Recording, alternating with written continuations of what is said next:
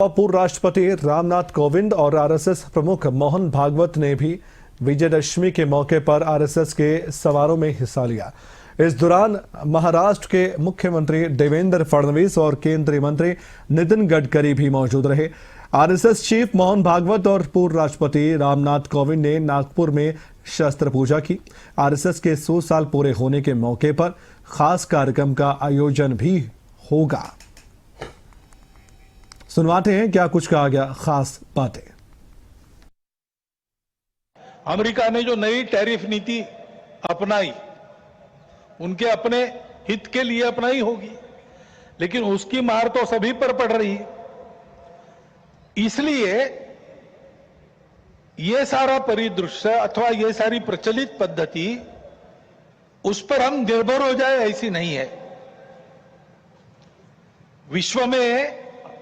विश्व का जीवन परस्पर निर्भरता से ही चलता है। राष्ट्रों में आपस में सब प्रकार के संबंध होने पड़ते हैं। अकेला राष्ट्र अलगाव में, आइसोलेशन में जी नहीं सकता। परंतु ये निर्भरता मजबूरी में ना बदल जाए, क्योंकि वो कब बदलेगी, कैसे बदलेगी, उसका कोई पता नहीं।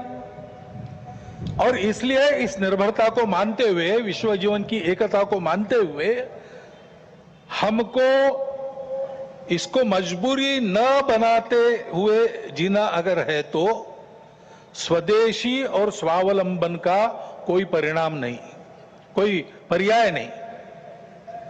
हमको आत्मनिर्भर होना पड़ेगा, स्वावलंबी जीवन जीना पड़ेगा, स्वदेशी का उपयोग करना पड़ेगा, और फिर भी अंतरराष्ट्रीय संबंधों का सब प्रकार के, राजनयिक हो, आर्थिक हो, व्यापारिक हो, इन सब का जतन हमको करना पड़ेगा।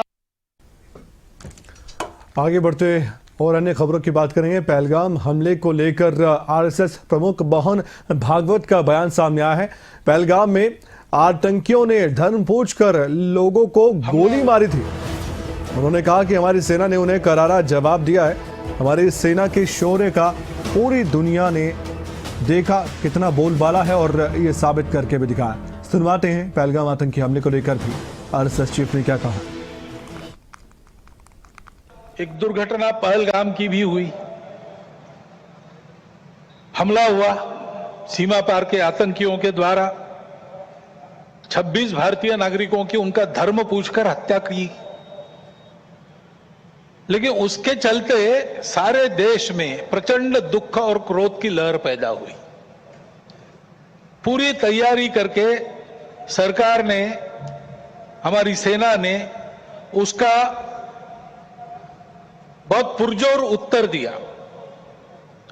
सारे प्रकरण में हमारी नेतृत्व की दृढ़ता, हमारी सेना का शौर्य, कौशल्य और समाज की एकता और दृढ़ता का एक उत्तम चित्र प्रस्थापित हुआ।